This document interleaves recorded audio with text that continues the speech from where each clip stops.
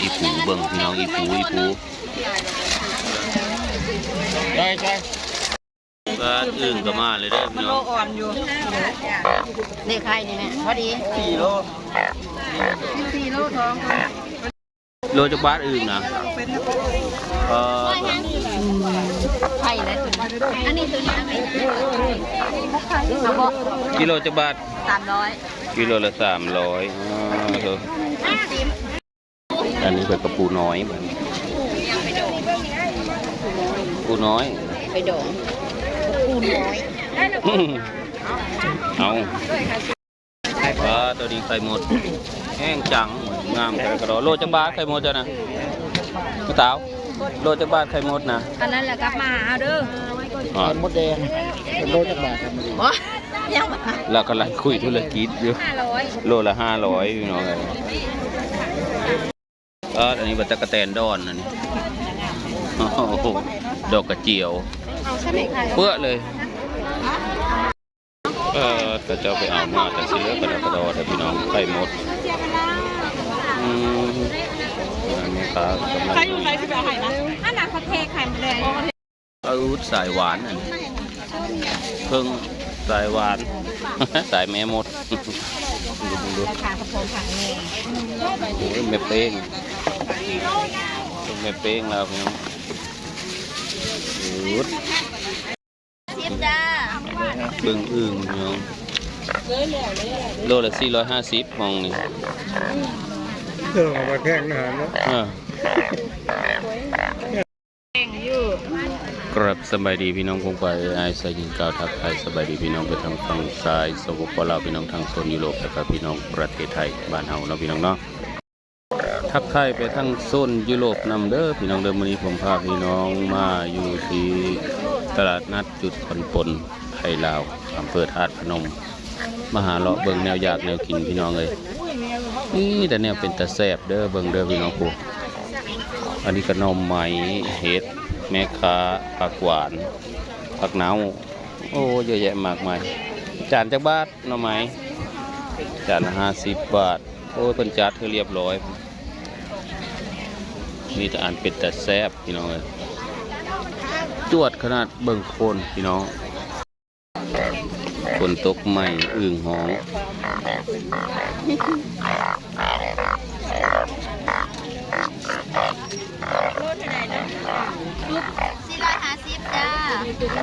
โลละ450นะจ๊ะตอนนี้เบิ่งแม่ค้าเพิ่นกำลังทำการแสดงพี่น้องกองจากบาทยายกองละ50แมงกิเลียงพี่น้องแล้วมีฮอตต่อบัดต่อขี้ขานวะมันเป็นต่อสดได้นี่บุ้งต่อสดเพิ่นเอามาใหม่ๆสดๆมาจะหั่งเลยไปญาติมาเลยว่าไงก็ดีเนาะไปพูดเอาพี่น้องผู้เลือร่างกายอ่อนแอก็มาเอาลังนกเด้อลังนกเราก็มีลังนกสดๆเราอะตอนนี้ได้เวลายางเลาะแล้วพี่น้องเยเตี๋ยเฮามาแล้วถือกระตามาตะเฮือนนำได้มาเลาะซื้อแนวอยู่ในกินจักละได้ไปเลยดอกพี่น้องเอ้ยโอ้อึ่งก็หลายได้พี่น้องอึ่งฝนตกใหม่อึ่งไข่นี่ใส่หนังอันนี้หนังเพื่อจะได้หนังพี่น้องเพื่อจะได้น้ำเพิงสดของแท้ไม่มีปลอมผมน้ำเพิงสดเลยน้ำเพิงก็ดีพี่น้องน้ำเพิงสดไปเลาะพี่น้องคนก็เริ่มบางๆแล้วเมื่อกี้นี่ยางก็ไม่ได้เมื่อกี้เป็นกำลังจัดได้จัดของใส่รถจะน้อยเขาก็เมื่อนะได้เขียดน้อยนี่ยายนี่เงินเบิร์ดเมียไม่เพิ่นเอาเบิร์ดแล้วบ่จักบาทถูกนะเอาแปะนี่ก็ได้เขียดบักแอนะเอาเขียดบักแอนะเอา ใหญ่ใหญ่เพิ่นอยากกินเขียดน้อยเอา80 บาท ถูก ขายแม่ค้าขายถุงเงินได้แล้วพี่น้องเนี่ยกินเพิ่นเขียดบักแอะโอ้ยอันนี้เขียดน้ำเต้าตัวนี้ครับ ไม่ได้คือกันจริง บริคือได้อันนั้นอันนี้เพิ่นเอาคนละอย่างเด้อ อันนี้จะบาทอันนั้น100ค่ะ ตัว อันนี้เป็นแซ่บพอเลย เออ เพราะเขียดขาค่ำ เขียดขาค่ำ บานหาย อันเดียวกันนั่นแหละมันก็ร้อยห้ามของเนาะร้อยไปร้อยมาอยู่นี่แหละ เขาเขียดขาค่ำเราเขียดน้อย เอาเขียดน้อยหั่นล่ะ เรามีลูกยังฝนบ่ เนี่ยได้รู้เอาขี้กันค้า นี่ค่ะต้องมือเลือก เอามันเงินทอนปลาตองโคตร 2038เขียนให้เลยคนนคร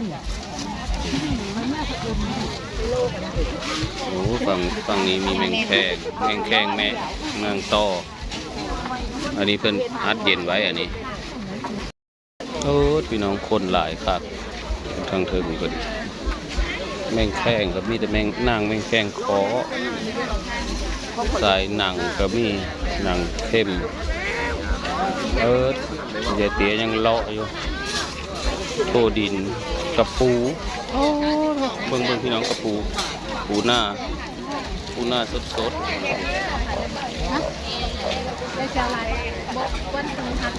ใหญ่เพิ่นกำลังจึงเอากระปูไปป่นบ่พุ่นว่ากิโลละ50 บาทพี่น้องตอนนี้กำลังคัดอึ่งกัน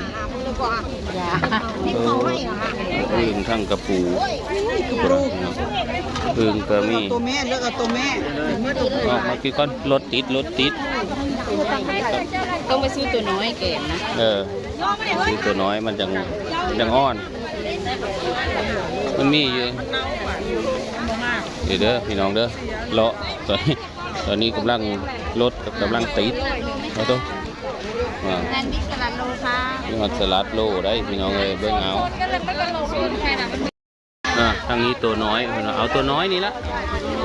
เพิ่นขายในเลือตัวน้อย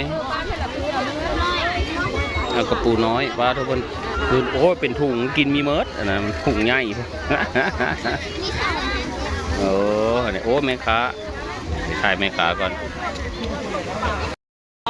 ยายเตี๋ยตัดสินใจซื้อกระปูน้อยพี่น้องเราว่าเอา20 บาทเราว่าไม่เอาลายดอกมันกินมีเมิร์ดเราว่า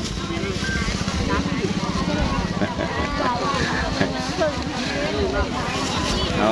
อานี่สั่งเรียบร้อยได้พี่น้องเอ้ยเอามื้อแกงซื้อเขตน้อยเพิ่นเนาะนี่เป็นแกงคอนี่เอาดอก เพิ่นยังแกงจีกบ่เพิ่นยังไม่ทันได้เปิดแสดงทำเปิดงามเป็นยังบ่แสดงงามดากได้อยู่ขายแบบนี้นี่นะกองจะ100เจ้าบ่เฮ็ดบ่กองละ100เฮ็ดอยู่ยังบ่ได้เฮ็ด เพิ่นยังบ่ทันได้ได้มันจะคือให้ข่อยเบิดข่อยเอา3,050เด้โดยเด้อโดยเบิ่งตะกะแตนดอนเบิ่งว่าพุ่นโอ้โหทางนี้เพิ่นกำลังจัดไข่มดแดงพี่น้องตอนนี้ก็อึ่งกำลังหลายเด้อพี่น้องเด้อฝนตกใหม่อึ่งเนาะอันนี้450ได้พี่น้องเลยไม่ธรรมดาเลยจวดจัดหอยตัวหอยกระสังขายบาดนี้พี่น้องเอ้ยหอยปังเอาทำไมค่อยจะอ่อนกันไข่มดหอยปังอันนี้เขาจะออกไปโลจากบ้านเพิ่นขายหอยปังนะหอยปังโล120จ้ะปลาโล120ฮู้เครื่องโลเลยได้น้อยเครื่องโลก็ได้ประมาณนั้นไปปล่อยไปบ่เอาเอาไปปล่อยเอาไปเลี้ยงหอยปังว่าโลละ120ผู้ใดพี่น้องเอ้ยมันไม่ได้ถือใด เปิดดมก็หอมๆเลยมันใหม่มันสดไข่มดแดงก็ตัดตัวนึง โอ้ นะต้อง ยไข่มดแดงสะอ่อนแนวอยู่แนวกินพี่น้องเลยโทตอนนี้เฮากำลังจึงล่อเพิ่นทำการแสดงแมงแข้งจิกเนาะเราไปซื้อแมงแข้งจิกได้เฮาไปซื้อ เอาไปซื้อมาเลยโอ้ยซื้ออีกจ้ะมันถือไปซื้อทำไมโอ้เอาเอาเลยอะไรเนาะซนผุนกับซนผีราคาคนละอย่างเนาะโมได้คือกันได้ไข่มดแดงยอดท่ามันโดดแต่ละเจ้านี่สมพ่อเขาจังยางวนหลายรอบแล้วจ้ะเห็นแล้วซื้อรถมีได้ยายคนซื้อเกียรติน้อยตื้มอีพี่น้องเอ้ยยูพีถุงละ50อยู่บน80อยู่บน มันบ่ได้คือกันเด้อเดี๋ยวเบิ่งไข่หมดแล้วก็พี่น้องเบิ่งพี่น้องอย่าว่าได้แม่งแข่งเอาเบิดแล้วมาลบมารอบนี้นะกำลังทำการแสดงโลละ 2,000เด้อพี่น้องเด้อใช่แม่ไม่ใช่เจ้าโลนึงขีดไรนะจันมันนั้นน่ะแม่โลนึงขีดเอาเป็นยังโลนึงค่ะแมงแข่งไรน้ำให้เจ้ากิโลละ 2,000เบิ่งเอาพี่น้อง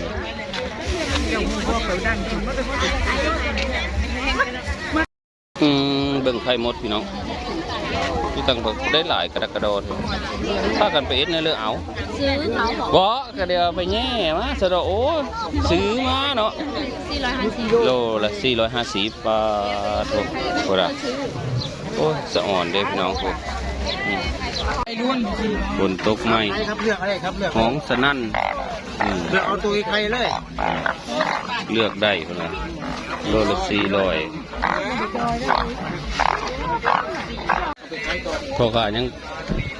ขายคือเก่าอึ่งไข่โลละ400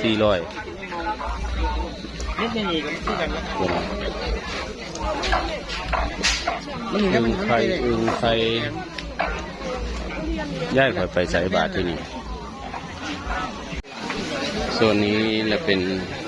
บรรยากาศข้างเทิงเด้อพี่น้องหรือว่าข้างบนก็คือคักคือเก้าพี่น้องเลยแม่ค้าเพิ่นก็ขายไก่บ้านปาเต้ก็มีพี่น้องเลยข้าวจีไก่เป็ดโอ้หลายครับพี่น้องถือเงินมาหลายๆเด้อคันเพิ่นมาก็ดี มีแต่แนวขายมีแต่แนวเป็นตะกินพี่น้องปักยาคามีเยอะแยะมากมายตอนนี้ค่อยหายายค่อยตอนนี้จักละละไปทั้งเลยละยายเลยนะเรื่องบรรยากาศพี่น้องตอนนี้ก็กำลังไหลมาได้ใครซื้อก็ดีแม่ค้าก็กำลังว่างยังว่างติด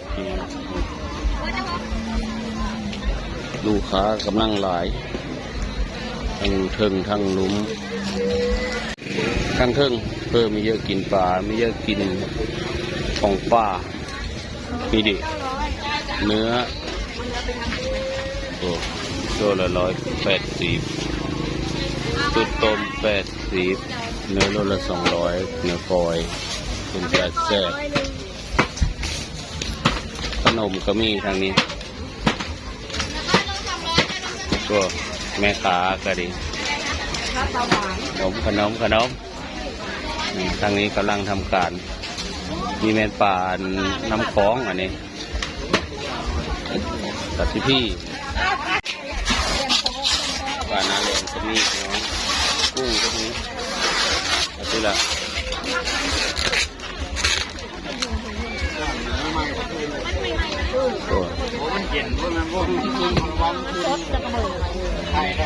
กำลังทำการแสดงที่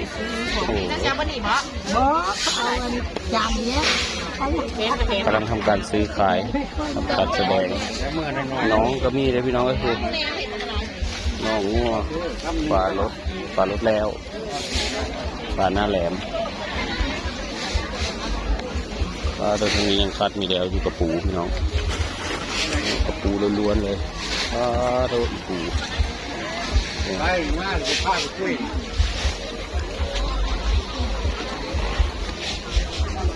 เอาบรรยากาศยังเปื้อเลย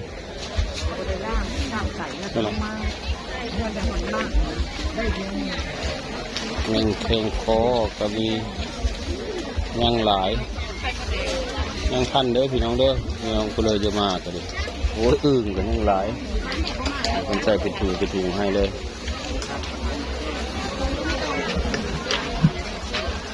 ทั้งอึ่งทั้งกระปูยังเอาลงเต๊ก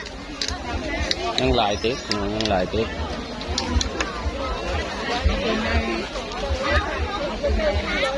ลูกค้ากันยังมาแม่ค้ากันยังขายเพื่อเวลาโอ้ค่อยจะอ่อนแต่ไข่หมดนี่นะพี่น้องเศษน้อยก็มีแบบเหยียดแล้วก็มีนะทำการเหยียดเรียบร้อยพี่น้องเลยจะอ่อนเนี่ยกินไข่หมดเด้อจ้าเราบอกแมงเสลียงโถเลิกก่อนครับ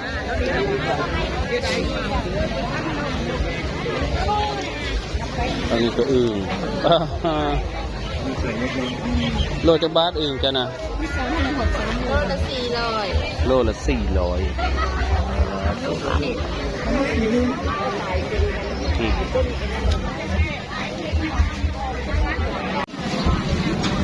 ใหญ่เพิ่นขายบังคลามใหญ่ก็ยังอยู่มองเก้าบังคลามใหญ่ข้าวกำข้าวดำถูก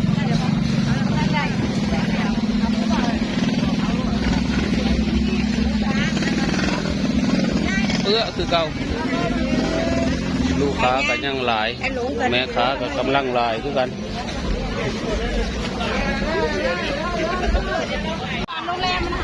ส่วนทางนี้ก็ยังหลายพี่น้องเลยพวกลูกโบกหรือว่าลูกหัวฮัลโหลพี่น้องก็กำลังขายมะนาวเพิ่มมะกรีดสุกเพื่อ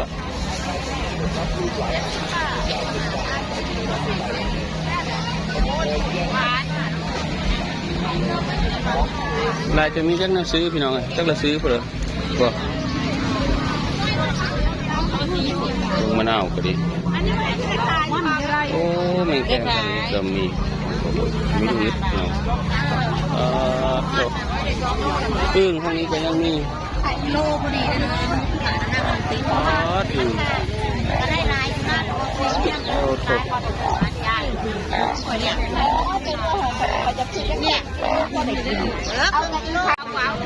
ตอนนี้เพิ่งกำลังเลิก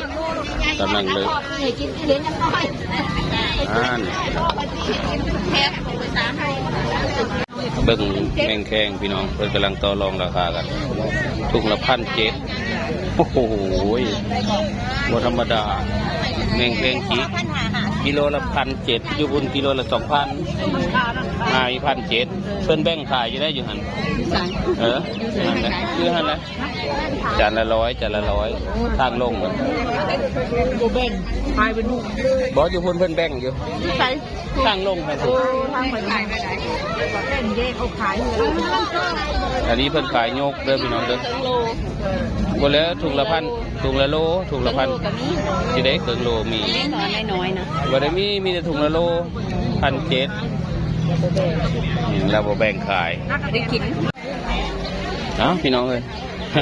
อย่างรอมือได้บาทนี่ขิงมะกิดงาเผื่อนี่โอ้ลัดเต่าลัดก็มีมะนาวเพิ่มมะกิดสุกมะส้มไม้กวาดแม่ค้า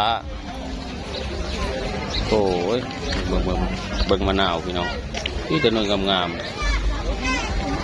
มาหักส้มเนาะแม่ค้ากำลังเลือกอะไรยายคอยเห็นมะเงาะได้พี่น้องไอ้บ้านนี่ก็ได้ซื้อมะเงาะนะซื้อจ้ะถุงน้อย50เท่านั้นวะเอาซื้อ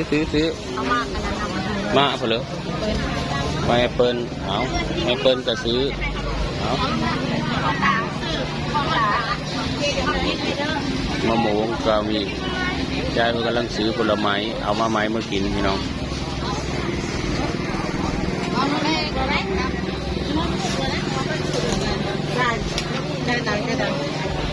ได้ตัวมาแอปเปิลกับมะเงาะเอาจ่ายเงินนะจ๊ะ50ใบ500ได้ครับเมื่อกี้โอ้โห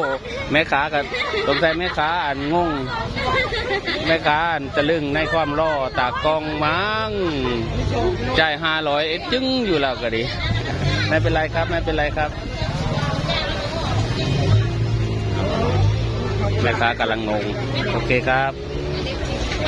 สงสัยตะลึงในความล่อตากล้องอ๋อแล้วกะเลาะลบเลยพี่น้องเลยเบิ้งผลไม้ลากไม้เปิดมาตุเลนกิโลละ100พี่น้องเลยผลไม้ลากไม้โอ้เยอะแยะมากมายเลยฟังทางนี้ก็ดีพวกแม่ค้าลูกค้าฉันนั่นพี่น้องเลยตรงนี้ก็มีไข่ลูกไข่เขาโอ้โหเพิ่งเอาพี่น้องเลย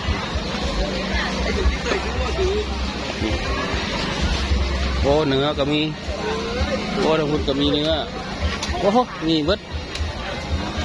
สำคัญแต่เงินนี่แหละพี่น้องเลยเอาเงินมาหลายๆแม่ค้าน้อยอะไรเราละต่ำมันเปิดมะเงาะอะไรผลไม้ลากไม้แนวอยากแนวกินเพื่อก็เป็นบรรยากาศที่คึกคืนเนาะพี่น้องเนาะสำหรับการค้าการขายตลาดจุดผ่อนปลนไทยลาวอำเภอถาดพนมประมาณนี้แหละนั่นดิเราขายข้าวเมาอีกเบิ่งป่ะมีฮอดข้าวเมาหอดทางออกเลยพี่น้องเลยเอากระพากันมือเลยล่ะเลาะเบิ่งบรรยากาศขากลับเลยนั่นเราจะกินก้อยขมๆเด้อพี่น้องเด้อนี่บรรยากาศทางเมืองพี่น้องอยากแนวกินมีต้องปรุงก็มีหรือเมื่อปรุงก็มีเนื้อสดๆโบราณก้อยซอยจุเบิดเยกเลยแนวแซ่บนะพี่น้องนี่เป็นอาหารตุเลแมงแข้งก็มีทางนี้แมงครับนี่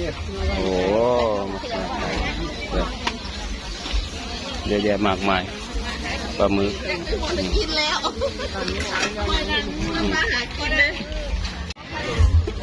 ทอดร้านประจำพี่น้องได้เพิ่นละมาซื้ออยู่นี่เพิ่นที่มาซื้อหมูยออยู่นี่ร้านประจำเพิ่นแต่เพิ่นมาตลาดนัดไทยลาวธาตุพนมลาละมาแล้วเรามาซื้อรถนะอยู่ในนี้นะร้านประจำเพิ่น700กับเพื่อนเลยเบิดแล้วทีแม่ค้าก็น่ารักเด้อพี่น้องเลยอะไร